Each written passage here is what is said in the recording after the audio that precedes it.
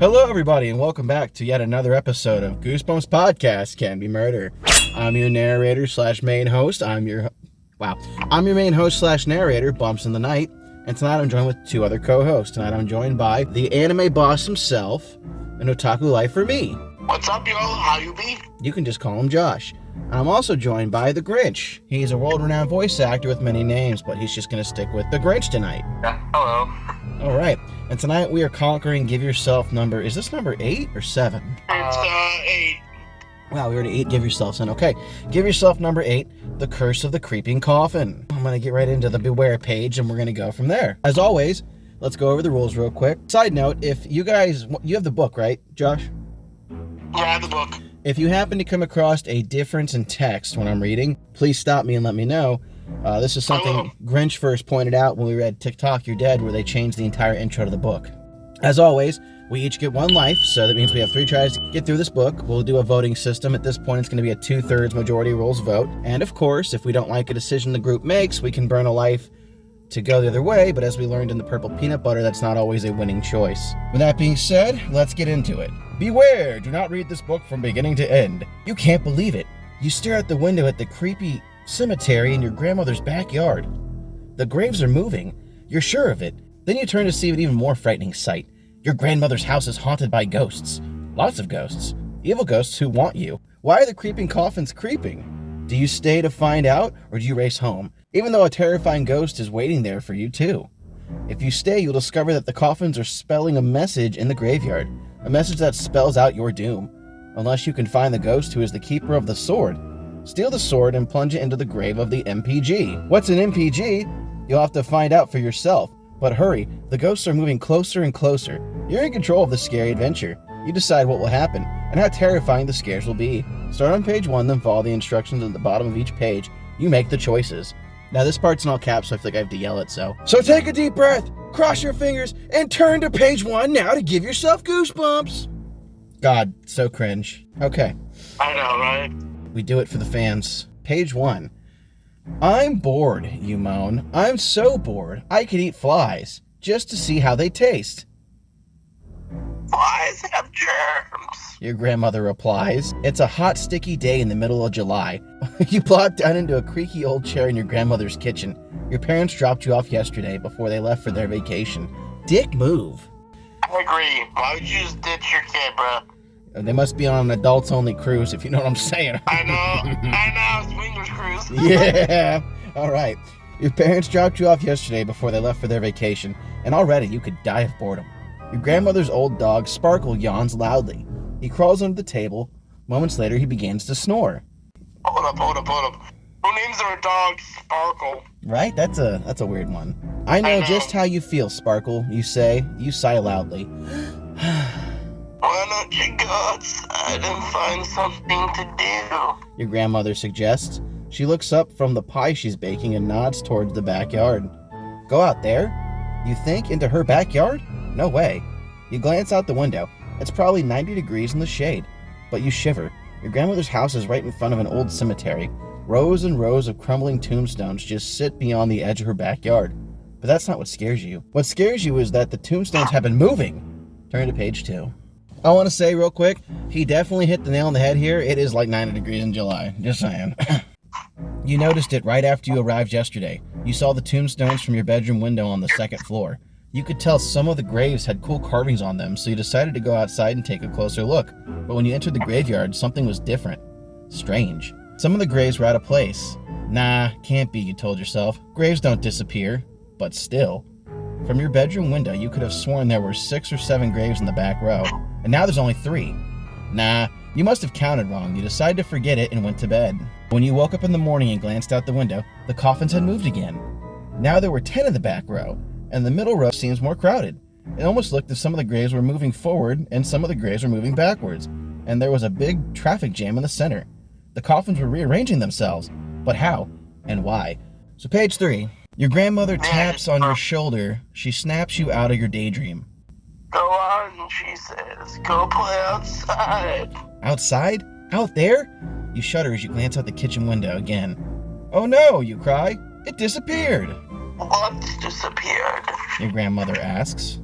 The grave with the angel on it, you screeched, pointing out the window. It's gone. What headstone in particular caught your eye yesterday?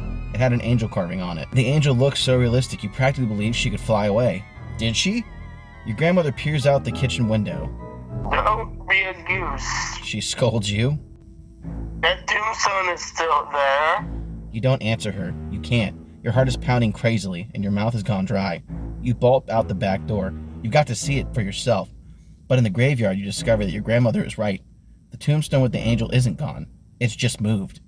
It had been in the last row. Now it's up front. I'm losing my mind, you think? Losing it completely, or are you? Turn to page 4. Okay, here comes our first choice. Page 4.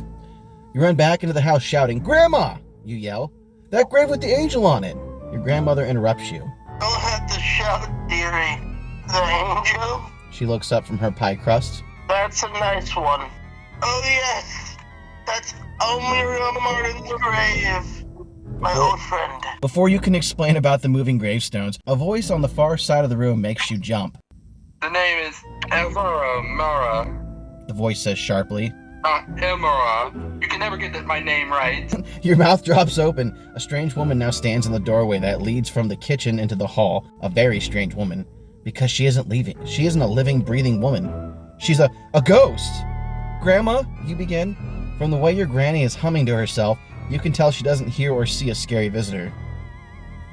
And you don't stare at me, you little wrench. The ghost says, pointing at you. Or you'll be sorry. What are you going to do? Suddenly you're living in a haunted house. So, if you run outside, you could turn to page 18. If you talk to the ghost, turn to page 25. Starting with Grinch, since you were the ghost, what do you want to do? I feel like we should talk to the ghost, figure out, Okay, Josh, what are your thoughts? I think you should talk to the ghost. He has a point. All right, we're on to page 25. Let's talk to Elvira. Okay, page 25. Why are you here, you ask the ghost. But your grandmother thinks you're talking to her. No, I am here. Your grandmother answers.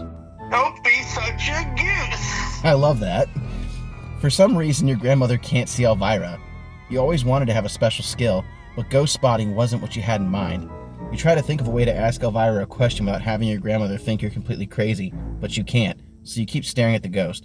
She glares at you for a moment and then motions for you to follow her. You watch as she floats into the hall and up the stairs towards your room. Follow a ghost? You think? Are you nuts?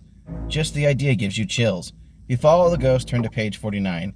If you race out the house fast and go home, turn to page 30. All right, I'm going to queue in here. I want to go upstairs. Me too. Grinch? Me three. Unanimous! We go to page 49. You follow Elvira to your room on the second floor. The moment you step into your bedroom, she slams the door. Her eyes turn green and begin to glow. You back up stumbling and fall onto the bed. You little wrench. She says. I don't want any trouble from you. Sparks seem to fly from her flashing green eyes. You shrink back into the pillows, then Elvira gazes around the room. Yes, yes. She says. This will do nicely. What do you mean? You stammer. Elvira floats towards the bed. She hovers over you. I've taken over this room now. She tells you. Get out! You would love to leave, but you are shaking too hard to get up. Besides, you have to find out what's going on. Elvira is the only one who can explain it to you. Please, you beg. Just tell me why you were here, and why are the graves moving? Shut up! She screeches. And get off that bed. I want to lay down. I haven't slept in a bed in 51 years. Uh-oh, you realize you aren't just dealing with a ghost here. You're dealing with a ghost in a very bad mood. You better do what she says and turn to page 72. You jump up from the bed. Elvira lies down, neatly spreading her white satin dress on the covers. Her long red hair fans out across the pillow. She sighs. A real bed. She shuts her eyes. You hope she doesn't sleep too long. You have so many questions to ask, and you hope she'll be in a better mood when she wakes up. She dozes for exactly 2 minutes, then her eyes pop open. You notice that they aren't glowing green anymore. Elvira says. That's better. Now that she's awake, you're not sure how to begin. You're almost too freaked out to speak to her, but you have to now. Why are the graves moving, you ask? What's going on? It's the curse of the creeping coffins. The ghostly woman answers. And we are moving into this house, all of us. All of us? Oh, what does that mean? Turn to page 106. What do you mean, all of you? You managed to stammer. You asked too many questions. Uh-oh. Elvira's eyes flash green again. Don't get our way, and maybe we'll let you live. She soars up over your head and glares down at you. And don't you go talking to that ghost hunter, McFlurrin, either. Elvira adds, and the next instant she floats backwards and disappears into the wall. McFlaring? A ghost hunter? You are startled by loud clumping footsteps above you. You glance up at the ceiling. The light fixture is shaking. It sounds as if a whole crowd wearing clunky boots is stomping around in the attic. Who could it be? If you want to find out about McFarling, turn to page 16. If you want to find out about the attic, turn to page 85. So, Josh, where are we going? I mean, page 16. Grinch?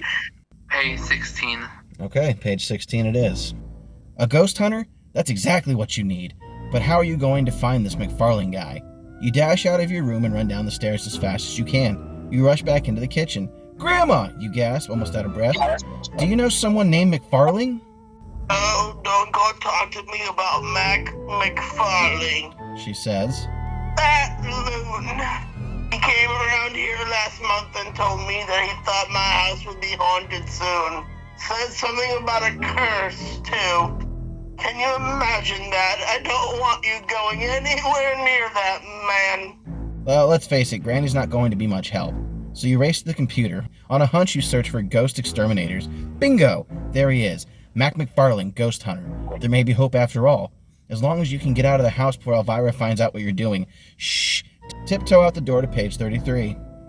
Luckily, everything in your grandma's town is small, within blinking distance. 20 minutes later, you've biked over to Mac McFarling's office, which happens to be located in his garage. You knock on the side of the door of the garage. Come in. A voice calls. You yank open the door. Wow, you think when you see him. Mac McFarling has a frizzy sticking out all over his head. He's wearing 6 earrings, a nose ring, and a pair of heavy black frame glasses with blue lenses in them. He's about 20 years old, so that's why your grandma didn't like him. He's cool. What's up? McFarling asks. You look like you've just seen a ghost. He laughs. Sorry, just a little ghost hunting humor. You explain about Elvira and that she told you that the ghosts are going to take over your grandmother's house. I've been expecting this. McFarling says, shaking his head. I tried to warn your grandmother. Can you help us? You plead. His eyes are hidden behind the blue lenses. You can't tell what he's thinking. Will Mac McFarling help you? Find out on page 37. Suddenly, McFarling swings into his gear. He picks up a strange electronic box and heads towards the door. Come on. He says. We have to hurry. Let's go. Finally, someone who can help you. You feel better already. McFarling jumps into his car, an old VW Bug. You hop onto your bike. As you ride to your grandmother's house, he drives along beside you. He rolls down the window and talks to you the whole time. Have the gravestones been moving around? He asks. Yes, you exclaim. So you're not crazy. Why are they doing that? I'm not sure. He says. I've only seen it once before, but I think they're moving into position to spell out some kind of message or curse. Graves can spell? That doesn't sound possible, but you're ready to believe anything now. How can we stop them? You ask Mac. It won't be easy. He tells you. You were afraid of that. Turn to page 45. First, McFarlane explains, you'll have to fight the Keeper of the Sword, and that's one of the ghosts. You need to get the special sword and then use it to stop the MPG. What's the MPG, you ask? The most powerful ghost. McFarling says. It's a term for the spirit who has control over the graveyard. Once you have the sword, Mac continues. you must plunge it into the grave with the MPG. But you've got to hurry, because when all the graves have moved into position to spell out the message, it'll be too late. The curse will be complete, and after that, you will never be able to get the ghosts back into their graves. Your head is spinning from what Mac just told you, but you nod as you understand. You've arrived at your grandmother's house. McFarling stops his car and hops out. You get off your bike and park it. McFarling faces your grandmother's house and switches up on the funky electrical box he's carrying. Red dials light up. Then you hear a loud beeping sound. Uh-oh. McFarling says. Major trouble. Give me $1. If you give McFarling $1, turn to page 57. If you refuse to give him money, turn to page 74. Grinch? Let's see what happens if we give him $1. Yeah, it's just $1, dude. Josh? Yep, give him $1. Page 57. You reluctantly hand McFarling a $1 bill. He folds the dollar in half twice, and then he jams it into a tiny slot in his electrical box. A minute later, the beeping stops. The box spits the dollar back out. Thanks, McFarlane says. The spirit counter was jammed. He gives you the dollar back to you. Weird, you think, but it seems to have worked. Then McFarlane stares at the red dials on the machine. Bad news, kid. McFarlane says finally. By my count, there are 10 ghosts in the house. Already. That's way over limit. You're on your own.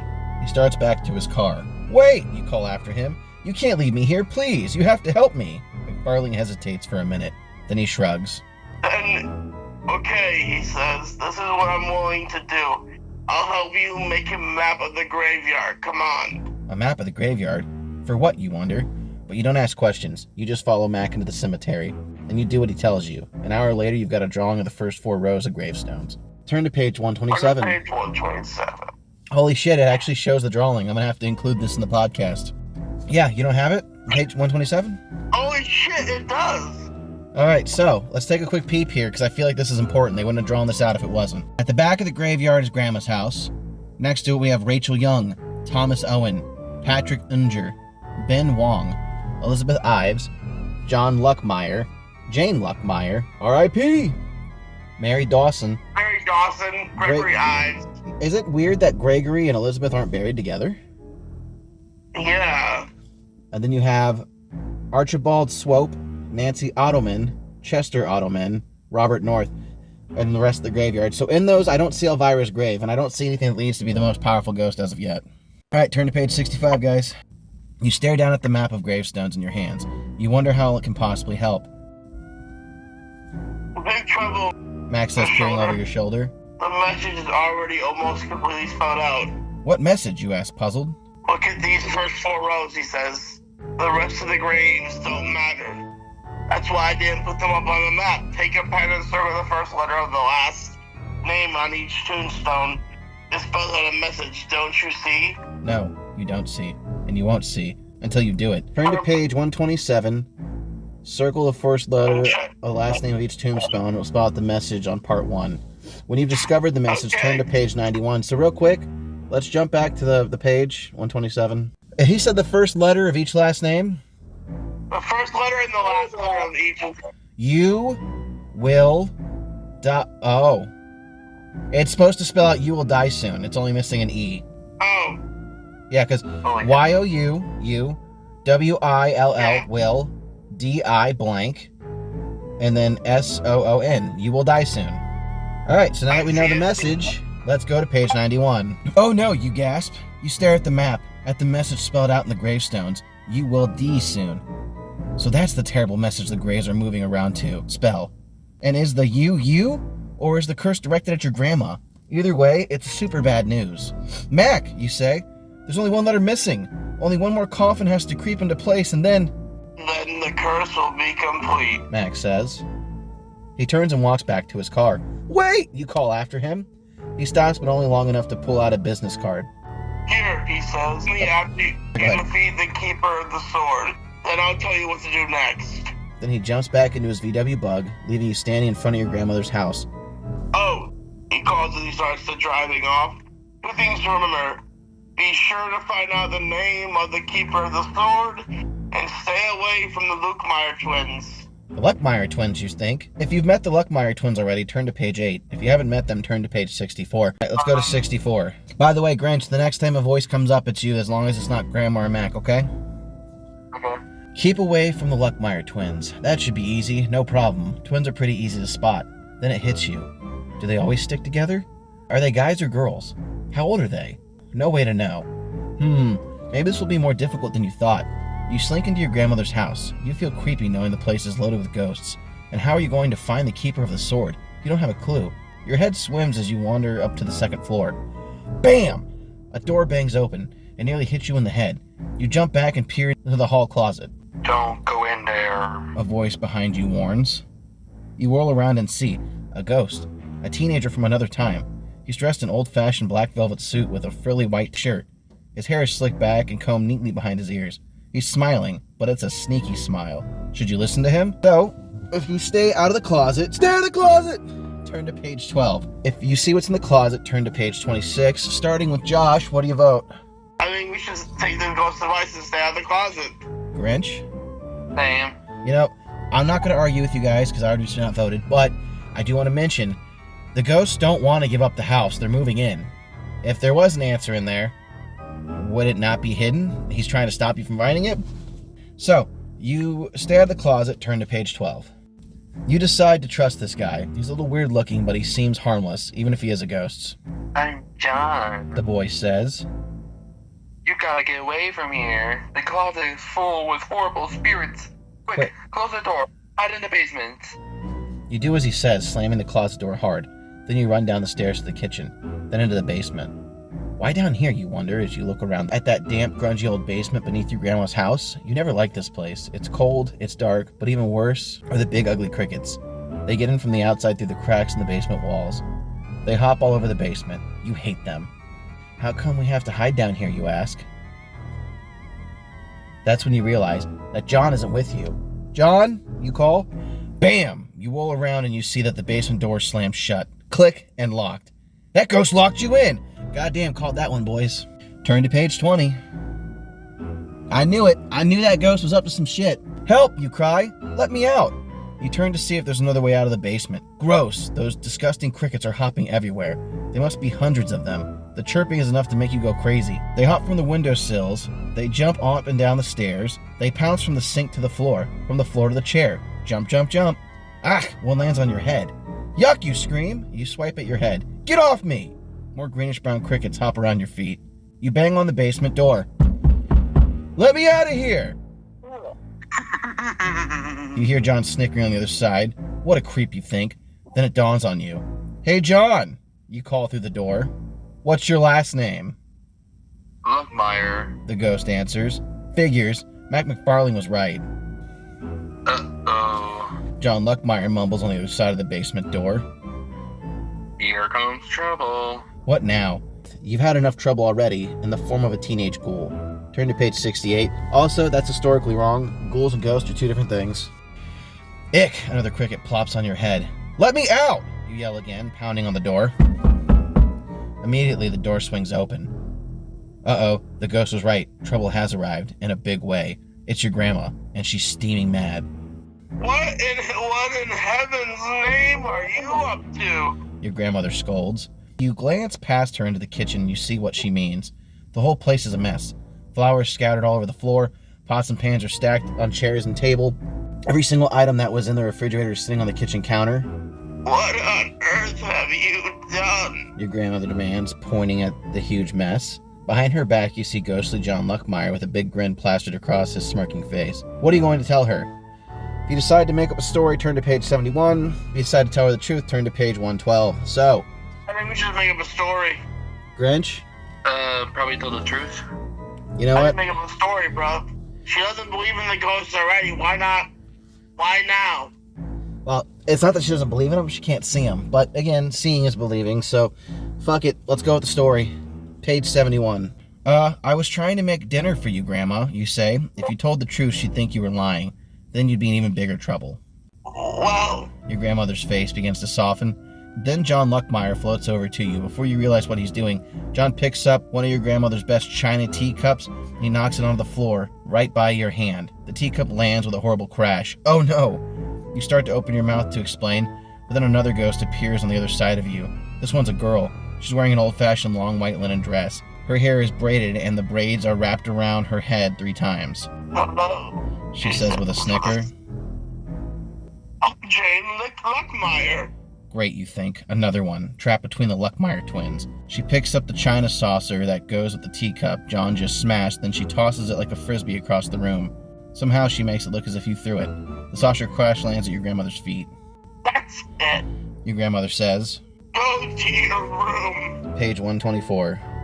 You hurry into the hall and start up the stairs towards your room, but something stops you, a terrible chill in the air. A cold so cold you feel as if it will freeze your blood and bones. An instant later, 13 howling ghosts appear. They float out of the walls and come towards you. They are all shapes and sizes, but they have one thing in common. They are all terrifying. No, you want to cry. This can't be happening. Your knees shake so much that you almost fall down, but somehow you manage to run. Ghostly arms reach for you as you race to the front door. Into the front yard where the sky is glowing dark. For the next 10 minutes, you huddle under a big tree trying to think. Mostly you just think one thing: get me out of here. But you know that you can't go home. Your parents are away on vacation. Besides, you can't leave your grandmother here all alone, not with those creeping coffins. Which means you've got to go back to that house. You've got to get rid of the ghosts, and you've got to find the keeper of the sword before it's too late. Turn to page 102. Using the back door, you quietly slip into the house. Then you sneak up the back staircase to the second floor. You peek around the corner carefully. You don't want to run into the Luckmeyers. When you're sure that the coast is clear, you start up the stairs towards the attic. As soon as you step into the stairway, you see a huge soldier standing at the top of the third floor landing. His uniform is old-fashioned, Civil War, you guess, and judging from his medal pinned to his gray jacket, you know this guy knows what he's doing. And what he's doing right now is pulling a sword from his holder. The sword is about 5 feet long. The handle is a mother of pearl encrusted with sapphires. The blade gleams. Even in the darkness, you can see that it's dangerously sharp. The enormous soldier points the sword at your heart. Do not advise one more step unless you're willing to die. He booms. Turn to page 104. You can't take your eyes off the sword. The longer you stare at it, the more your legs shake. Then it dawns on you. This soldier must be the keeper of the sword.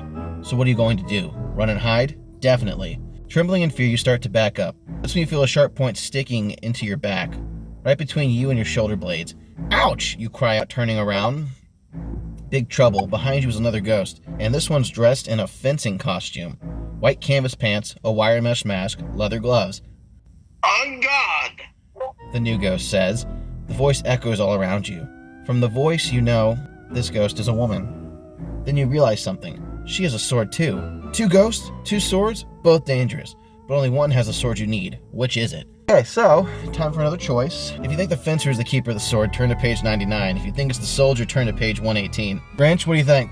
The soldier. So the soldier seems like a good call, but it was a twist to I put think it's the fencer. You think it's the fencer? Yeah, page 99. Damn, I'm pretty torn here. We'll be right back after this sponsored break.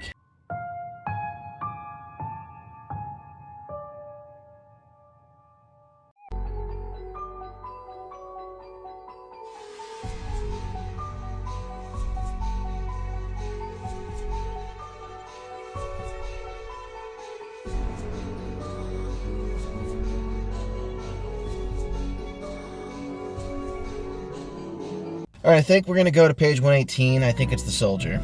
So page 118. You decide the enormous Civil War soldier must be the keeper of the sword. You face him, and the fencing ghost behind you vanishes. You can't seem to lift your eyes from the sharp blade of the soldier's weapon. Are you the keeper of the sword? You ask him, your voice trembling. No. He bellows. Then he lunges forward and charges at you. Ah! You scream in terror. You turn and run for your life. Down the stairs, out the front door, into the night. You don't look back, but you don't have to. You can hear the ghostly soldier behind you. His heavy boots thud against the ground. You dash across the front yard toward the road. You manage to put some distance between you and the ghost, but then something grabs your foot. Smack. Your hands hit the gravel at the side of the road as you fall flat on your face. Ouch. You glance down to see what made you fall. Just a gnarled tree root. Prepare to die. The soldier shouts as he stomps towards you. Quick, rush to page 24. The Civil War soldier raises his huge sword. You quickly roll out of the way. The sword plunges into the ground. You scramble to your feet and run as the soldier wrestles the blade out of the dirt. Where can you go? What can you do? Your heart is pounding as you race down the road toward the town. Maybe you can get help. Maybe the police will drive by. Maybe someone beside you will see the Civil War soldier and do something to save you. Maybe not. You see 2 choices ahead. There's a small bridge that crosses a narrow river. If you run into the bridge, maybe you can hide under it. You also see a small red barn across the street. It's behind the farmhouse across from your grandmother's house. Another good hiding place. Which is it? The bridge or the barn? So, it's a old-timey myth, but I've heard rumors that spirits can't cross moving bodies of water. Anyone else heard that? Yes, I've heard that from the Legend of Sleepy Hollow. I think the bridge is a good bet. Yeah, I'm going with the bridge just because if he's an old-timey spirit and he abides by old-timey spirit rules, he probably can't cross that water. So, page 32. Grinch? Yep. Cool. Page 32. The bridge looks good to you. You can slip down the bank and the river and hide under it. You might be able to sneak around and change directions. Maybe you'll lose the soldier after all. But before you even reach the riverbank, you feel a heavy hand on your shoulder. Oh, traitor. The soldier cries. No! You scream, twisting away. You stumble a bit and lurch forward out of his grasp. You keep running. Finally, you reach the bridge, but the soldier is right behind you. He swings his sword wildly at you. as if to cut off your head. No! You cry again, jumping backwards. Uh-oh, backwards wasn't a good idea. You've just leaped off the bridge. And that's a long way down. Oof, that hurt. You have a 50-50 chance of surviving that fall. Remember what page you're on, page 32. Then toss the book up in the air. I'm not doing that. If it lands with the front cover facing up, turn to page 105. If it lands with the front cover facing down, turn to page 69. Josh, why don't you do this and tell us what happens? I got the cover facing downward. Okay, page 69. That's where we're heading. Page 69. The book lands with the front cover down. Lucky you, you survive. You fall off the bridge. But don't kid yourself. You're pretty bruised up and scratched up. Ow, you moan as you lie on the rocky banks of the river. Mistake, you shouldn't have moaned. Now the soldier knows where you are. In a flash, he jumps off the bridge and towers over you. Prepare to die. Shouts. Can't this guy think of anything else to say? Then he finishes you off with one thrust of his beautiful mother of pearl handled, sapphire-encrusted sword. Hey, don't look so surprised. We said there was a 50-50 chance of surviving the fall. We didn't say anything about surviving this book. The end. Okay, we died, so we can go back. I go back to the fencer. Oh, you want to go all the way back? Yeah, to the fencer. Grinch, do you want to go all the way back, or you just want to go back to page 105? Let's go back to Fencer so we can see if Josh was right. Okay, well, gotta do some back. Okay, so back to page 104. We're gonna go with the fencer, which means we need to turn to page 99. You decide to duel with the woman in the fencing costume. She's not as big as the soldier. On guard yourself, you cry. You notice that as soon as you shouted at the woman, the soldier ghost vanished. The fencer glides towards you, approaching slowly. You feel around desperately for something you can use as a weapon. The whole time you keep your eyes glued to the sharp tip of her sword, or rather her foil. That's what a fencing sword is called. The fencer keeps coming towards you slowly. Beads of sweat break out along your upper lip. The tip of the foil wavers slightly as if the fencer were deciding the perfect spot to stab you. Finally, your fingers grasp something leaning against the wall, an umbrella. It's not much, but it'll have to do. You grab it and strike a fencing pose. On guard, you shout again. The fencer freezes, her foil raised. Then in a flash, she lunges at you. Quick, find out if you're still alive on page 122. The tip of the blade slices right through your neck. Okay, you can open your eyes now. Good news, you're alive, and you've never felt a thing. You know why? The fencer is a ghost. She's not solid. She's airy, see-through. So is her weapon. You pick up your umbrella and slice back. You lunge forward, poking your umbrella right between her ribs. But your umbrella has the same effect on her that the foil has on you. None. There's no point in keeping up this duel. Neither of you can win. You put down the umbrella. Are you the keeper of the sword, you ask her? Yes, She says. I am. She reaches up and pulls off her mask. You gasp, your stomach turns over. She doesn't have a face, because she doesn't have a head. Yes, this is the sword you need. She tells you. You wonder where her voice is coming from. And I will give it to you if you can find my head. Is she kidding? What are the chances? Maybe you should just try to grab the sword. So this is a reference to the Headless Ghost. So if you grab the sword, turn to page 21. If you look for the head, turn to page 61. She seems honorable. I'm gonna go with look for the head. I think so too. We'll go for the head. Grinch? Head. Page 62. Okay, you tell her. I'll find your head. Wait here. But where should you look? You dash up the stairs to the attic. It's the only room you haven't been in since you arrived. And you definitely wouldn't have noticed a head if you had seen one. You rummage around in the attic. You search through everything, twice. Trunks of old clothes, piles of old furniture, golf clubs, no ghost head. You glance around the dusty room. Think. You may not have much time left. If there was a ghost head, where would it be? Then you suddenly spot a large moose sitting on the floor by a broken chair. You kneel down to examine the moth-eaten moose head, up close. It looks even worse. The antlers are cracked and one eye is missing. It is filthy and has a musty odor. It's not even human. But what choice do you have? It's the only head here. Besides, you're in a big hurry. You've got to get the sword before the coffins creep again. You grab the moose head and you race downstairs. You only hope the keeper of the sword won't be furious when she sees the head you brought her. Turn to page 80, cross your fingers and wish for good luck. I found your head, you call out when you reach the landing. You clutch the moose nervously. You peer into the darkness, trying to find the headless ghost. The woman's body materializes on the steps below you. Good. Her voice says.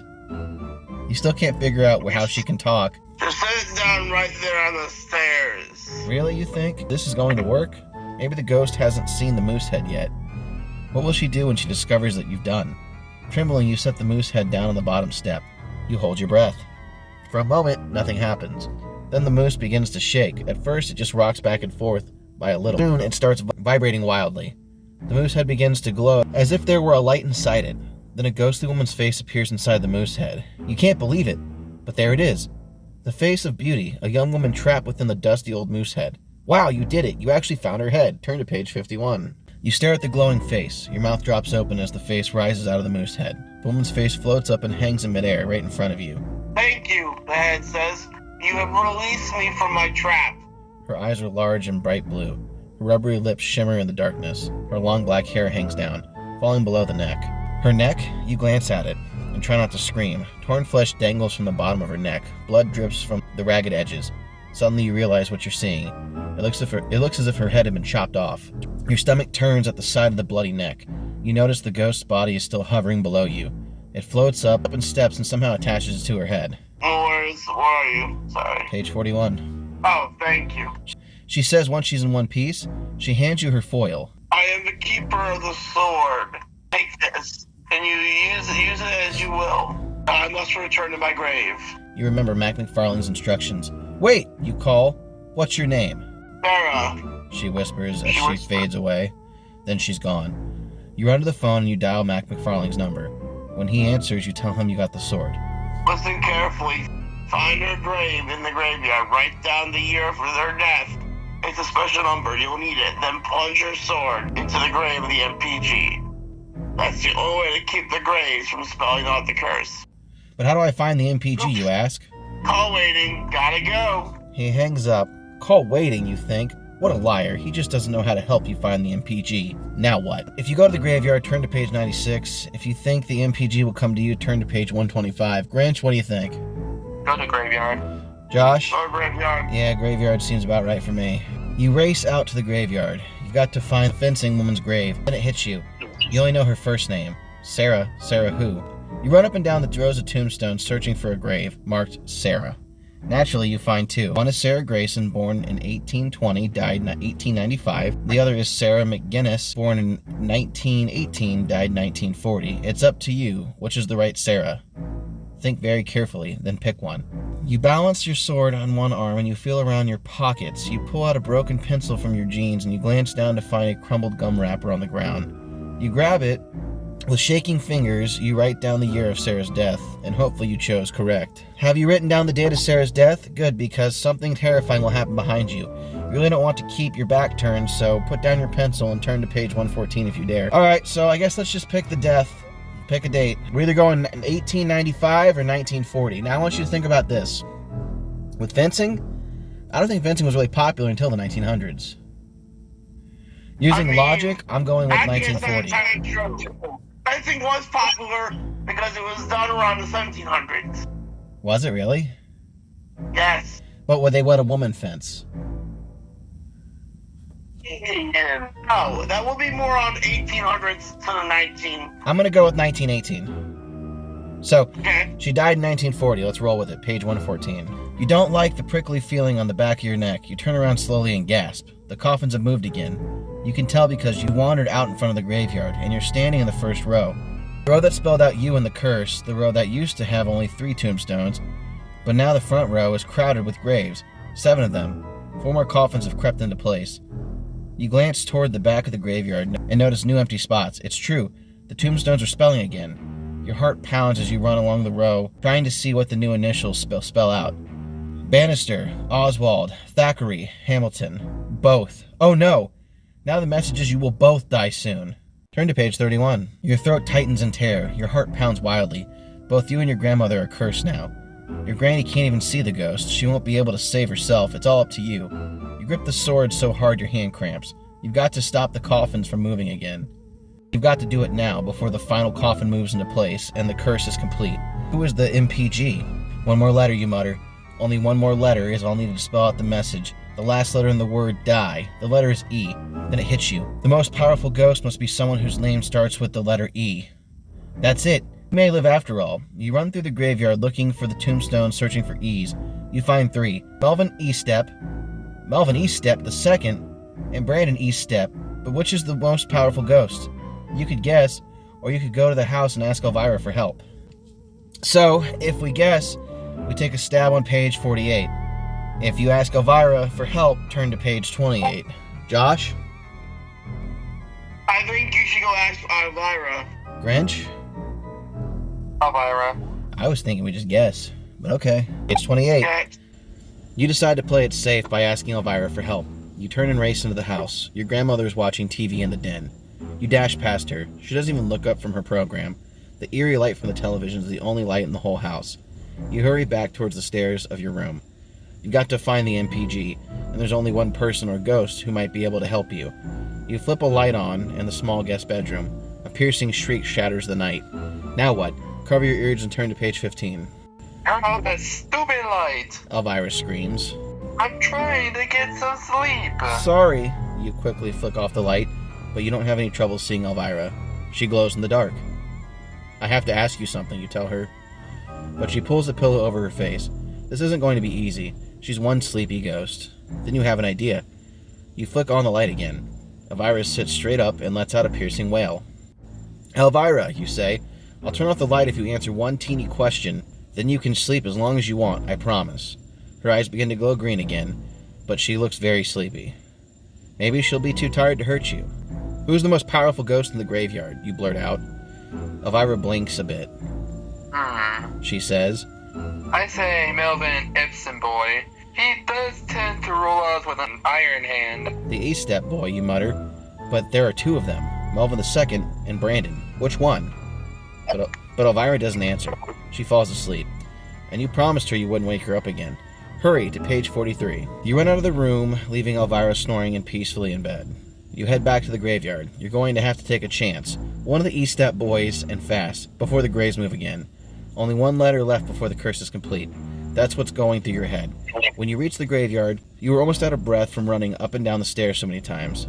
But the sight that greets you nearly takes your breath away completely. You think you might faint.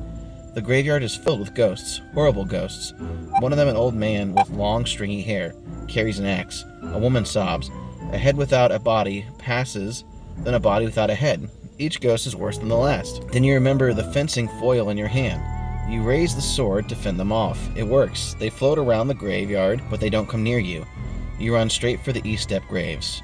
Which one is it? Melvin or Brandon? You've got to choose. Okay, hear me out, guys. Brandon's not here, so I say we stab Brandon in honor of Brandon. Yes. Grinch? Okay, so let's go to page 47 and stab Brandon E-Step. You cross your fingers and decide to take a chance on Brandon E-Step. You run over to his tombstone and you stand in front of it. You hold the sword in both hands like a dagger with the point down. Your hands tremble so much you're afraid. You'll drop the sword. You tighten your grip and take a deep breath. Then you raise the sword above Brandon's grave and prepare to plunge it into the ground. But something stops you. What happened? Turn to page 36. You hear a booming crack. In the next instant, the ghost of Brandon E-Step rises out of his grave. Is he the MPG? Have you chosen the right E-Step? You peer at Brandon as he floats towards you. He's young, wearing black leather motorcycle jacket with heavy metal spikes and chains, and a metal hand. A metal hand? A chill of terror runs through you. This must be him, the most powerful ghost. The ghost with the iron hand. You raise the foil again, but the ghost lunges at you. He grabs your arm with his iron hand. Your arm freezes. You can't move. For a moment you panic, and then you remember what McFarlane told you. The date of Sarah's death. It's magic somehow. Did you write down the date like McFarlane told you? Good. Then find the date and add up all 4 digits of the year. That's the new number. Oh, what's the new number? Well, that's the page you turn to. Turn to that page. You don't remember the date? Turn to page 96. Okay, I said she died in 1940. So 1 9 is 10 plus 4 is 14. Turn to page 14. Okay? Oh, wait. Maybe I did that wrong. Maybe it was... Oh, you did it right. Did I? Yep. Congratulations. You picked the right. Hold on. Picked right. I'm not there yet. Hold on. God damn it, PDFs. Congratulations. You picked right. You picked the right Sarah. Sarah McGinnens, born in 1918, died in 1940, the age of 22. You knew she was the right one because the fencing ghost was a young beauty, so she must have died young. The other Sarah in the graveyard lived to be 75 years old. Very clever of you to figure it out. Cough, cough, definitely didn't. Just assume because, you know, she was young and fencing was more popular when the Nazis are around. That's what I went with, so... Whatevs. Suddenly, you hear her voice. It fills your ears. I am the keeper of the sword. She calls to you from her grave. Of my foil, do the work. Let go. Let go. Let go? Weird, you think, but you do it. As soon as the foil leaves your hand, it floats in midair. Then it plunges itself deeply into the earth. into Brandon A. Stepp's grave. Ah! The ghost cries. His shimmering body begins to fade and then disappears back into the earth. Your eyes open wide and your mouth drops open as you gaze at the amazing sight. The coffins are creeping again, back to their original positions. You did it! The curse has been defeated, but there's only one problem. Brandon's ghostly body is gone, but his iron fist is still clutching your arm. Turn to page 86. McFarlane never told you what to do about an iron hand. Help! You scream. Help! But who can help you in a graveyard? You try to yank the metal hand off your arm, but you can't do it. Its grip is too strong. Help! You cry again, but your screams die in your throat. You are too terrified to make a sound because the hand is moving. The iron fist creeps along your arm. It clutches your flesh so hard you can already feel the bruises. The glinting metal hand travels up to your throat. Horrified, you watch helplessly as the iron fingers open with a clanking sound and then snap around your neck. It's strangling you! You've got to do something fast. And turn to page 116 to find out what it is. The metal hand clutches your throat, is squeezing the life out of you. You don't have much time. Then you see it. The sword. It has lifted itself out of the ground, and once again is floating in midair. The sword helped you before, maybe it can help you again. Stretching out your arm as far as you can, you reach for the sword. You nearly topple over, but you manage to grab the handle. Now that you have the sword, you're not sure what to do with it, but you have to do something. The fingers are tightening and tightening. You've got to get some space between your throat and the metal fingers. You bring the sword up to your neck, trying to avoid slicing your own throat. You jostle and jiggle the sword through the fingers, the metal hand. Finally, the blade pokes through the iron fist. The tip is just under your nose. The sword is jammed between your skin and the cold metal of Brandon Epstein's hand. The iron hand releases your throat. The sword and the hand clatter to the ground. It's over. Well, maybe not. The moment the sword hits the dirt, you hear a sound, an almost deafening sound. Turn to page 131 while holding your ears. Bong, bong, bong. What is that sound? Some kind of clock tower? Bong, bong, bong, bong. The chime strikes 12 times.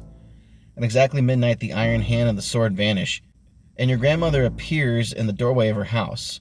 Why, listen to that. She exclaims. It's the clock tower in the church. That clock hasn't chimed in years. Really? You say, your eyes glowing wide. Your grandmother nods. Not since Brandon Estep died. He crashed his motorcycle in the graveyard, oh boy. But he loved that clock tower. He had helped his father build it. So everyone said Brandon haunted this place, and that's why the clock wouldn't chime. Of course, that's a lot of nonsense. Nonsense? No way you think. They tried to fix the clock a million times. Your grandmother goes on. But it never worked. I wonder why it started chiming now. Pretty sure you know the answer to that. Go to page 120. I guess Brandon's ghost is finally at rest, you say. You gaze around and see that the tombstones are all back where they belong. In fact, the whole graveyard looks kind of sleepy and peaceful. Oh, don't be a goose. Your grandmother scolds. There are no ghosts. Next you be telling me the ghost of Elmira Martin is taking a nap in your room. Elvira? You had forgotten about her. But you figure when the other ghosts return to their graves, Elvira did too. Your grandmother yawns. Come on, she says. Sleepily. This is way past both our bedtimes. You and your grandmother go inside. You say goodnight and climb the stairs to your bedroom. What a day, you think, flopping down on the soft bed. Watch it. A familiar voice echoes through the room. A lump under the comforter slowly materializes. Elvira! Don't hog the covers, she snaps. She yanks the blanket under you so hard you roll right out of the bed. You've heard of bad roommates, but this is ridiculous. Well, you'll just have to learn to get along because Elvira is here for eternity. Your days of having your own room have come to an end. The end. Okay, we finished it, and we survived with 2 lives. Good job, Josh. Making a call to go back to the fencer definitely saved us because I was just going to say screw it and roll out with the soldier. Let's start with Grinch. What would you rate this book? Scale of 1 to 10. Definitely a 9 because it has an interesting plot and then definitely an interesting ending. And Josh, what would you rate this? I'd give it an 8. Solid book. I'm gonna give this one an 8.5. I really enjoyed it. That's not hard. That's gonna give us a rating of 8.5. This book scored a high B. It's a really fun read. It's got amazing art, and honestly, it felt like a very good Goosebumps book. Like some of them just kind of feel really out of it. Like nothing against the Magician's Spell. It wasn't bad, but this felt more like a Goosebumps book, if you will. This is a good book for like Halloween. Yeah.